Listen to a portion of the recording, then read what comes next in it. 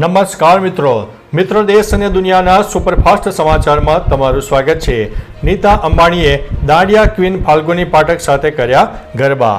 Reliance ફાઉન્ડેશનના સંસ્થાપક અને અધ્યક્ષ નીતા અંબાણી મુંબઈના જીઓ વર્લ્ડ કન્વેન્શન સેન્ટરમાં આયોજિત રેડિયન્સ દાંડિયા નાઇટમાં જોડાયા હતા, જેમાં પ્રસિદ્ધ ગાયિકા ફાલ્ગુની પાઠક પણ હાજર રહ્યા હતા।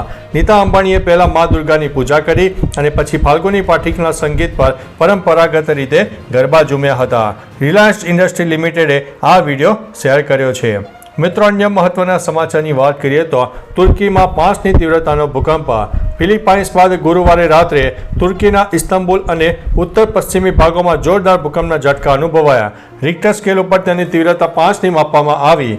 ભૂકંપના કારણે ધરતી ધ્રુજવાથી લોકોમાં દહેશતમાં આવી ગયા અને પોતાનો જીવ બચાવવા માટે ઘરોની બહાર દોડી ગયા।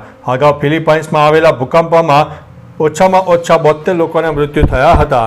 સદભાગ્યે તુર્કીમાં કોઈ જાનહાનિના સમાચાર નથી।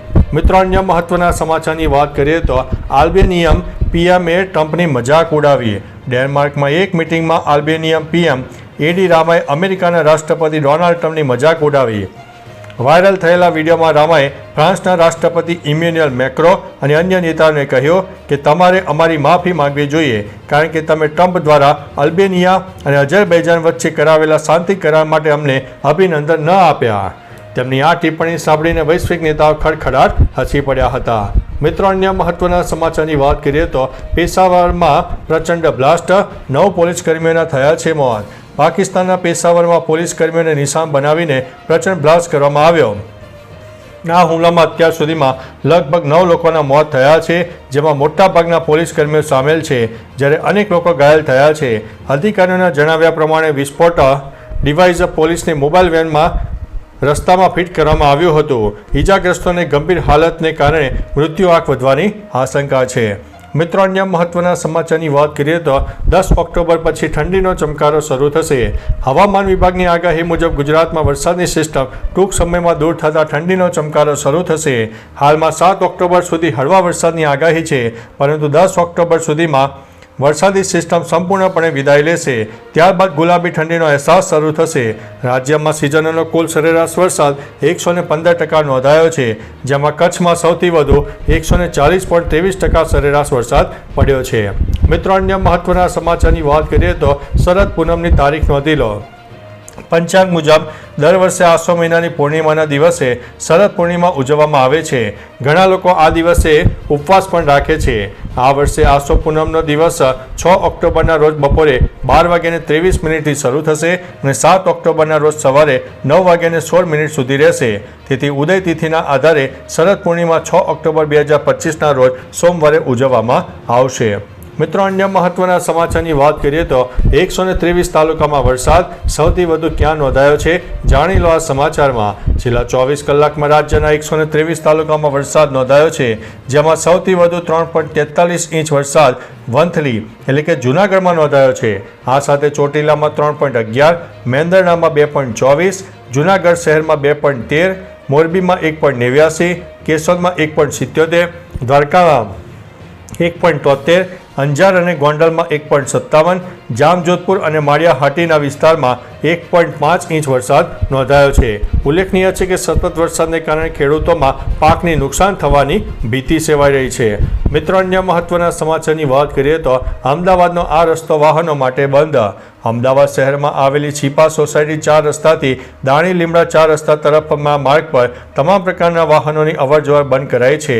નારોલથી આવતા નાના અને મધ્યમ વાહનો ચંડોળા તળાવથી BRTS કોરિડોર મારફતે દાણી લીમડા થઈને જઈ શકશે, જ્યારે ભારે વાહનો માટે રૂટ ચંડોળા તળાવ, શાહ આલમ દરવાજો, ટોલનાકો અને પીર કમલ મસ્જિદ થઈને દાણી લીમડાનો રહેશે। નાગરિકોને મુશ્કેલી ન પડે તે માટે તંત્રએ વૈકલ્પિક માર્ગોની વ્યવસ્થા કરી છે। મિત્રો, અન્ય મહત્વના સમાચારની વાત કરીએ તો રાજ્યમાં ક્યારથી શરૂ થશે શિયાળો।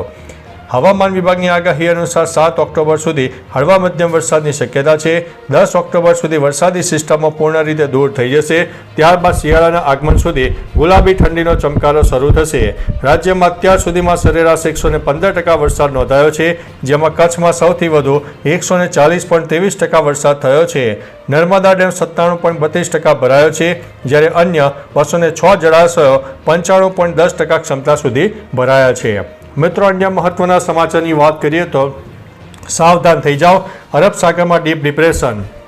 અરબી સમુદ્રમાં સક્રિય થયેલું ડિપ્રેશન હવે ડીપ ડિપ્રેશનમાં ફેરવાયું છે અને તે 8 કિલોમીટર પ્રતિ કલાકની ઝડપે પશ્ચિમ દિશામાં આગળ વધી રહ્યું છે. પોરબંદરથી 220 કિલોમીટર દૂર આવેલી આ સિસ્ટમના કારણે દરિયાકાંઠે પવન સાથે વરસાદ થઈ શકે છે. 3 ઓક્ટોબર સુધી પવનની ગતિ 60 કિલોમીટર પ્રતિ કલાક સુધી પહોંચી શકે છે.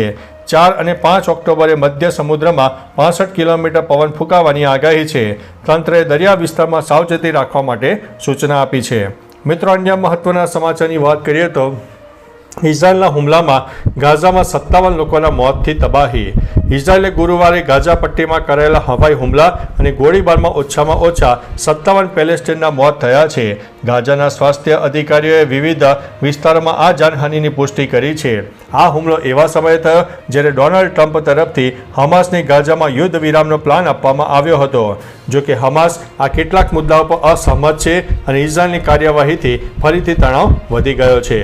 મિત્રો, અન્ય મહત્વના સમાચારની વાત કરીએ તો પીઓકેમાં સેનાની મજાક, 10 રૂપિયામાં વર્દી. પીઓકેમાં ઉગ્ર નાગરિક વિરોધ વચ્ચે સેના સતત નિંદાનો શિકાર બની રહી છે. તાજેતરમાં સામે આવેલા એક વિડીયોમાં લશ્કરી વર્દી, હેલ્મેટ અને ઢાલ માત્ર 10 રૂપિયામાં વેચાતા દેખાઈ રહ્યા છે.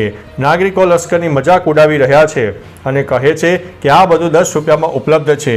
આ ઘટના ત્યારે ઘટી જ્યારે પીએમ શાહબાઝ શરીફ અને આર્મી ચીફ મુનીરની સેના વિરુદ્ધ દબાવવાનો પ્રયાસ કરી રહ્યા હતા, છતાં પ્રજા ઝૂકતી નથી. મિત્રો, અન્ય મહત્વના સમાચારની વાત કરીએ તો બુઆ લોઈ સાયક્લોન, 51 લોકોના થયા છે મોત. વિયેતનામમાં બુઆ લોઈ વાવાઝોડા બાદ ભારે વરસાદ અને પૂરના કારણે તબાહી મચી ગઈ છે. સરકારી આપત્તિ વ્યવસ્થાની એજન્સીના જણાવ્યા અનુસાર અત્યાર સુધીમાં મૃત્યુઆંક 51 પહોંચી ગયો છે. 14 લોકો ગુમ છે, 164 લોકો ઘાયલ થયા છે. પ્રાકૃતિક આપત્તિના કારણે અનેક વિસ્તારોમાં ઇન્ફ્રાસ્ટ્રક્ચર ધ્વસ્ત થઈ ગયું છે. હાલ રાહત કાર્ય ચાલુ છે. દેશમાં રાહત બચાવ કાર્ય ઝડપથી આગળ ધપાવવામાં આવી રહ્યું છે, જો કે પરિસ્થિતિ હજુ પણ ગંભીર છે. તો ચાલો મિત્રો, ફરીથી દેશ અને દુનિયાના સુપરફાસ્ટ સમાચાર લઈને મળતા રહીશો. ત્યાં સુધી અમને રજા આપશો. નમસ્તે.